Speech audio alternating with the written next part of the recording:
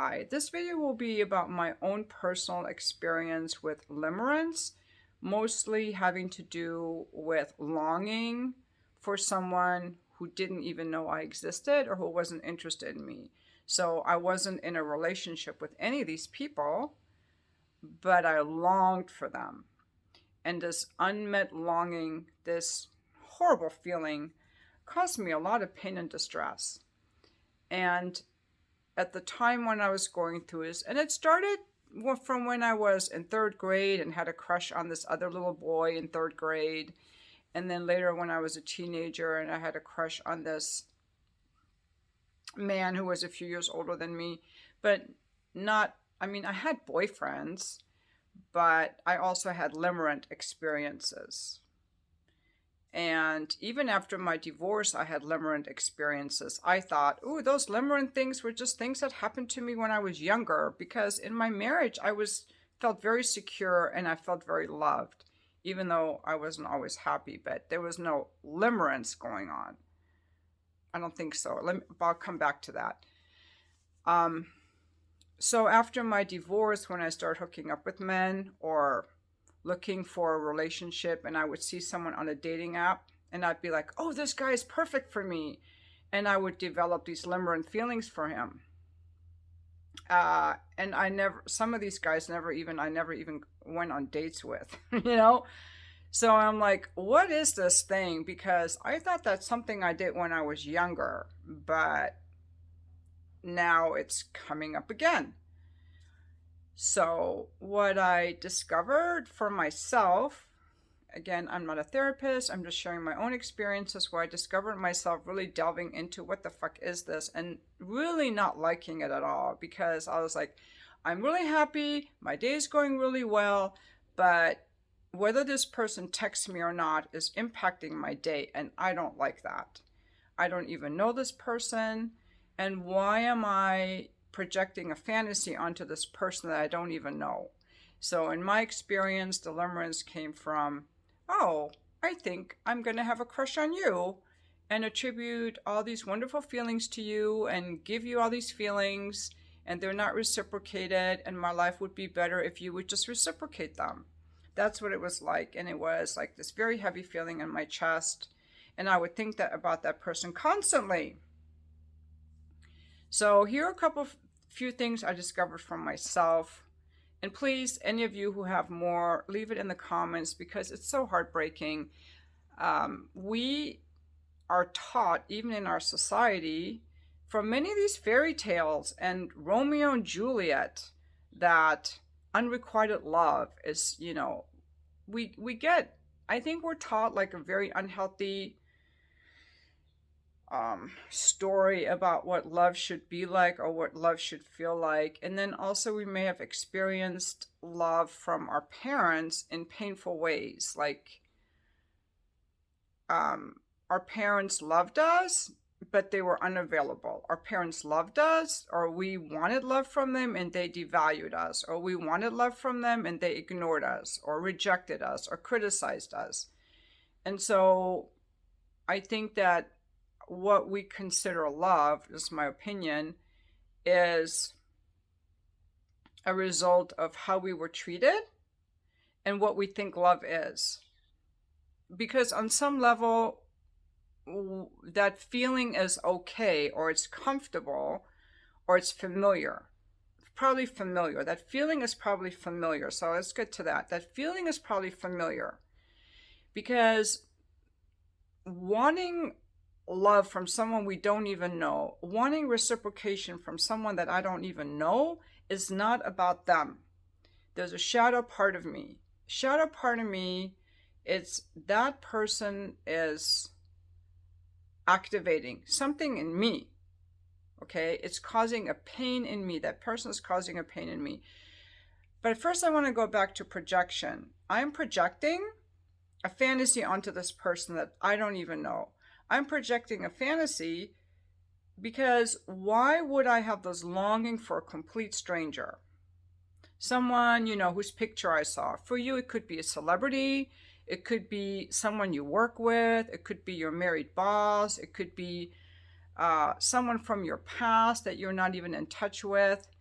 It could be someone you met on a dating app that's catfishing you. You've never met them. Like any kind of a longing for someone who's not even in a relationship with you, that you're not even interacting with or friends with, but this longing, and my life would be better if you would just reciprocate.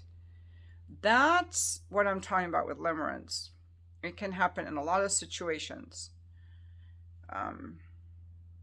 And it's a projection. So first of all, I'm projecting some kind of a feeling onto you. I don't even know you. Like, this is how you get your power back, you guys. Is like, okay, why am I projecting this feeling onto you? I want something to love, but why you? Why this unavailable person? Why do I project this perfection or this desire to be loved or desired or wanted or be in the presence of this person? So now you got to go into your own feelings, because it's not about them. That's where you get your power back. It's not about them. It's from your past. It's your feeling from the past. So why that person? Why this feeling? And it may take you a while to really explore. Just go into your body and go like, okay, where do I feel this in my body? And you don't think about the other person while you're doing this. You got to go really into your body, because it's not about them. And if you keep thinking about them, you will not find out. You will not find it. So you got to stop thinking about them and get into your own body and find out what it is from the past. What it is from the past. So just feel that in your body. Where is this in my body? It's probably just in your chest area somewhere, and then you might want to like, okay, what is this feeling telling me? When did I first feel this? When did I first feel this feeling? Maybe somewhere in my childhood, when I was longing to be held and I wasn't. Or, I wanted a friend to play with me and they didn't and I repressed it. Like, where's it coming from? Find it. You got to find it. That's, a lot of people just want to watch these videos, but if you just watch this video and don't do it, it's not going to help. But you'll get the idea that it's not about them, but you'll still crave them. So you got to do that part and own that feeling, because it's your feeling. The other part too could be wanting someone who is bad for you because you're copying what your parents did or what you saw your parents do. So, like in my case, my dad was really unavailable. He was critical of my mom. He was unavailable. That's what I saw growing up. That was my idea of how men should be. So I would be attracted to men who were unavailable or men I wasn't that interested in. My ex-husband was the first man that I was in love with. All my other boyfriends were just like, whatever. So pay attention to the kind of men that you are feeling this feeling of limerence for. Are they men who are ignoring you because you're used to being ignored? Are they men that that are ignoring you? Or maybe that's all the intimacy you can handle. Maybe you don't really want real intimacy. It scares you. So you're looking for intimacy with someone you can't have, because that feels safe. That feels safe. You can't have them and it's distressing, but it's safe. Or maybe it's all you know. Maybe it's all you know. The other part about it is remembering, I think all those kind of feelings come from like stuffing feelings from our childhood, where something happened where I didn't get love from someone and I repressed that feeling, and it's activated when I see this certain person. Like, what is that pain? Is it because I'll give you an example with this woman I used to have a crush on when I was in college, and she reminded me energetically of my mother. Energetically, the way she was, like, she was very feminine and she liked to sew and she was really pretty. And she was really unavailable. And somehow energetically, she reminded me of my mother.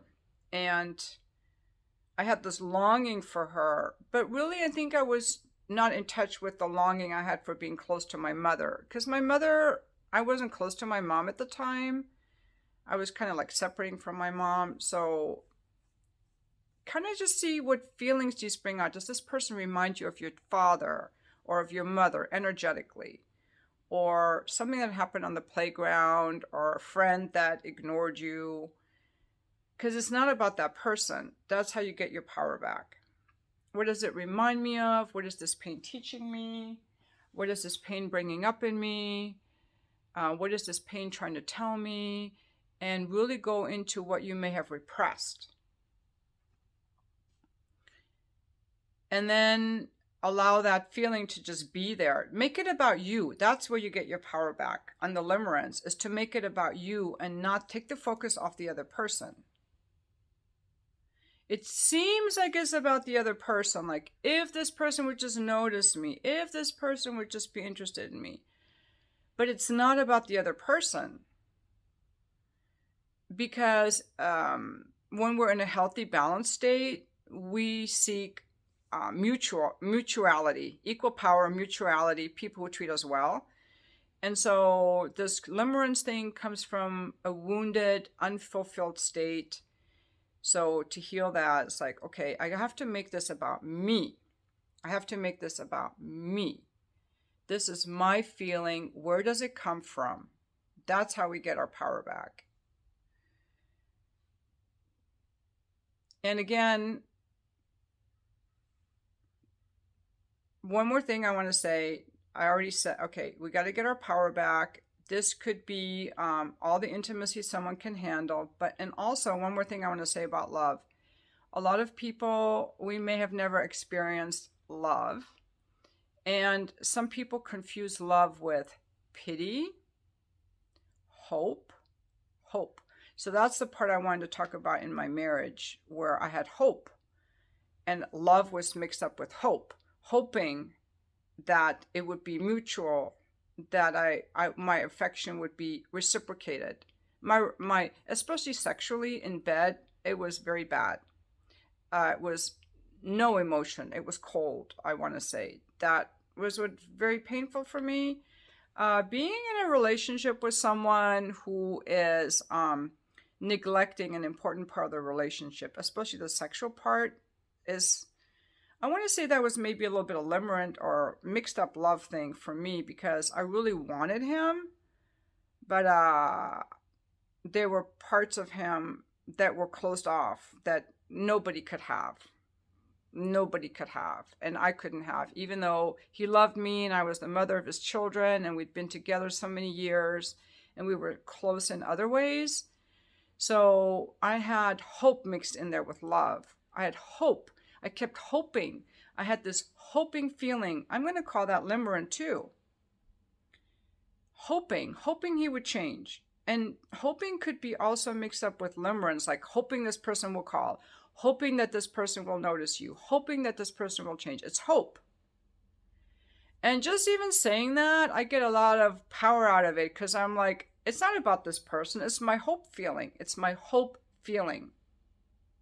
But it could also be my pity feeling, or my rescuer feeling, or my I gotta prove myself to have you love me feeling. I gotta work for your love feeling. Like all these. So that's the third part I want to say about limerence. Is like, it's not love. Because love is reciprocal and mutual and makes you feel better. So if you're feeling upset, it's not love. It's could be hope for reciprocation.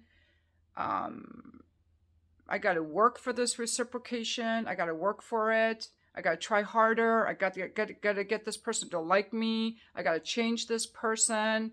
There's a lot of grasping, hoping stuff about it. And again, that's our own stuff. Like, why am I hoping? Why am I with someone it's hope, it's not love. And where did that come from? Where did I learn that love is about hoping? I've got to go back into our childhood and feel these feelings. That's how we get our power back. Because it's not about the other person. The other person, despite all the freaking pain they're causing, they're actually a great gift to show us a hidden part of ourselves. Our shadow part is probably a shadow part. I'm not a therapist, but I'm going to call it a shadow part because it's unconscious and it's causing a lot of chaos. These shadow parts, undiscovered, cause a lot of damage. They cause a lot of pain. They make people overreact in ways that are not, that the situation doesn't call for. Like when I got mad at my friend for not working on her mental health and ruining her marriage, I'm not mad at her anymore. I found my shadow. And longing for some guy that wants nothing to do with me is also part of my shadow.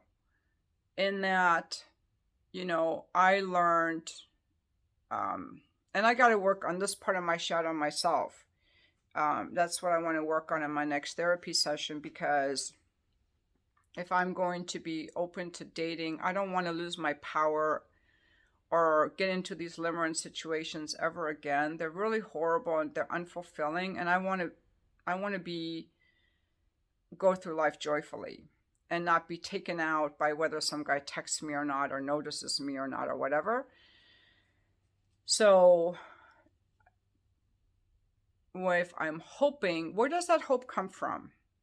It's probably one of our parents didn't give us attention we were hoping, and we repressed all that, and it's still there. Okay, so now I'm going to go through it actually in real time. Because, okay, where do I feel this hope in my body? Like, where's this hope in my body? Like, it's right here. Just be with it. You can close your eyes. You can just be with it. And it's like, okay, what is this hope telling me? Like, where's it coming from?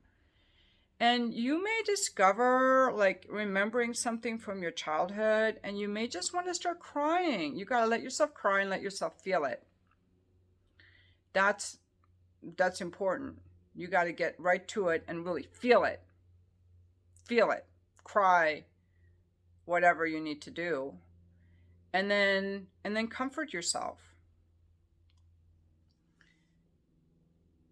Yeah, that's all I have on limerence. I think that there are a lot of articles written about it, but it really has a lot to do with our own suppressed feelings. And hey, we're all running around with shadow parts. We're all running around with shadow parts, and life gives us opportunities to see them whenever we feel uncomfortable, really uncomfortable. It could either be because someone violated a boundary or did something really unpleasant, right? But if no one violated a boundary, it's from the past. Or if we get super reactive, it's from the past. And the solution is not in changing the external, getting this person to change, getting this person to like us, doing something different. The solution is in figuring out where it came from and being with the feeling. That's all I have on limerence, and thank you for watching my video.